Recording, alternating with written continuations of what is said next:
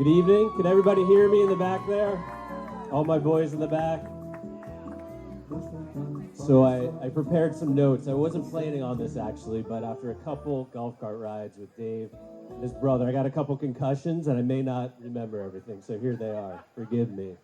But my name is Brendan Corrigan. Thank you. I've had the pleasure of being Dave's closest friend for a very long time now. 22 years to be exact.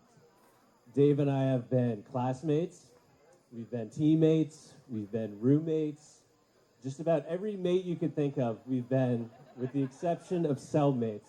Although I have to tell you, we came pretty darn close to making that happen. I can't tell you guys how ecstatic I was when Dave asked me to be his best man alongside his brother Mark. It meant the world to me just because this guy has had such a positive influence on my life.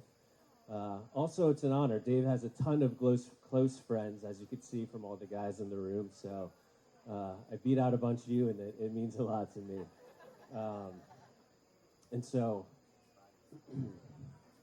again, I was thrilled when Dave asked me. I think more so I was thrilled just because I was able to get revenge.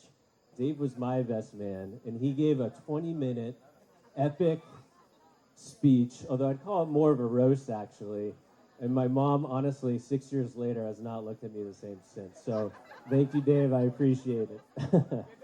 But my bubble was burst, actually, a little bit. Dave and I had a phone conversation last week, and he said, "Hey, Brendan, I'd really just love for you to give the toast. It would be an honor. But don't give a full-blown speech or anything." He said, "Brendan, you know me. I'm not much for the spotlight. I really don't like the attention or anything like that. I don't think I've bit my lip as hard in my entire life. I think it's still bleeding, actually." So, this is, on the one hand, I kind of get it, right? Dave Miller, he has zero social media footprint. The guy has no Facebook, no Instagram, nothing. So thank God for Lorraine's Insta stories. Otherwise, I would have no idea about Dave and his romantic escapades, his pizza date nights that we saw in this video, the salsa dancing, all of that good stuff. So thank you, Lorraine. I love you for that. But on the other hand, this is the same Dave Miller that gave that 20-minute epic speech. This is the same Dave Miller that about 30 minutes from now will be on this dance floor, probably with his shirt off, with a tie around his head, doing backflips with John Rather. And I know you guys have one more in you tonight, so let's see it. And this is also the same Dave Miller that never misses an opportunity to showcase his athletic prowess or brag about his athletic prowess. So this is the same Dave that has been dominating the soccer fields for years. I know there's a couple Blackrock Royals in here in the house, right? CCC. This is the same Dave Miller that was the cornerstone of intramural dynasties. Buck Frandon, shout out, 40 ounce of freedom. So this is the same Dave Miller that's been cleaning up on the golf course, taking all of your guys' money, or losing his money. Dave is also a great boxer, which has come in great hand for me personally. Typically, I tee him up and Dave knocks him down. So thank you, Dave. And most recently, actually just about a month ago at Dave's bachelor party, I learned that he's become an extremely passionate heavyweight wrestler. So I am dead serious. When I say heavyweight, I mean he only wrestles guys 200 pounds and above just to show off for his friends. And you guys have to ask Dave, how has that worked out for you? So this little shimmy down the aisle here and that beautiful dance ensemble, that almost didn't happen tonight, guys. Dave was almost here in crutches, so we're thankful that he made it. But my point is, Dave clearly loves the spotlight. I don't think he can no longer claim that. So, Dave, while I respect your wishes for a small toast, I do have to tell a little bit of a story here, okay?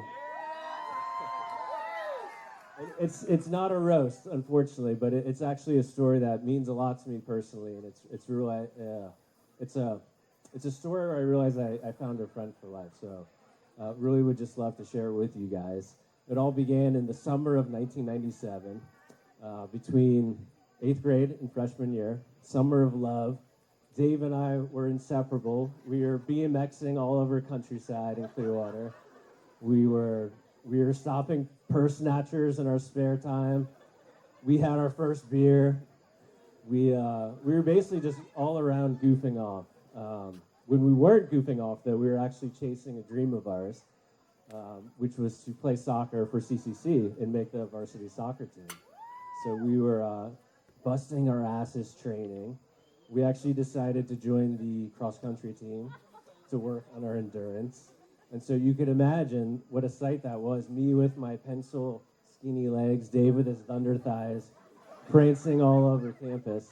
And, it was great, honestly. But that was the ultimate goal. I don't know if you guys realize, but we watched that program growing up as kids, and to wear that uniform was, it meant a lot to us. So tryouts quickly came, and we both had a great showing, I would say. Tryouts passed. We still had obligations for the cross-country team that we were on. We had to volunteer for one last race, the girls' race. And so here we are. The day of that race, they posted the roster. So I remember going there vividly that day and checking the roster. And unfortunately, my name wasn't on there. I was extremely disappointed. But Dave's name was on there. He made the varsity team, and I was just absolutely thrilled for him. And so I had to go report to volunteer duty that day. But Dave, he was exempt, having made the varsity team. And lucky him, because there was a torrential downpour that day. So after school, I made my way out to my post on the race course. Pouring rain, soaking wet. Not as soaking wet as it was at the ceremony earlier, sweating, but it was pretty close. But lo and behold, in true Dave fashion, Dave was actually right there by my side. He did not need to be there. Actually, it was mandatory that he was supposed to be at the soccer kickoff meeting. But it was more important for him to be by his friend's side. And it meant the world to me then, and it means the world to me now. So, Dave, I love you for that. It's a testament of who he is, and he's done that for all the guys in this room, I know as well. I'm a pretty stand-up guy myself, so I didn't make him sit with me that whole time. He got to actually go hang out with his new teammates. But I love it. And Lorraine, I don't know where, there you are, right by his side. You're so lucky. You made an excellent choice. Dave is going to make a terrific husband, no doubt, and certainly a great father someday as well. And Lorraine, I unfortunately, living in California, my wife and I, we don't get to spend as much time with you guys as we'd like. But we did, in fact, actually, I only met Lorraine once before they'd gotten engaged. But I will say that's all it took for me to realize what a loving, caring, and beautiful person you are. And just how perfect you are for Dave and how perfect Dave is for you. We got to see how much you guys loved each other's company, how much you cared for each other.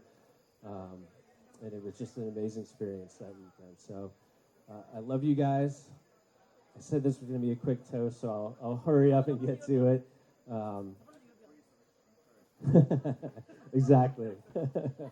So to Dave and Lorraine, Los Millers, I wish you guys a lifetime of love and happiness. I love you guys. Cheers. Salud.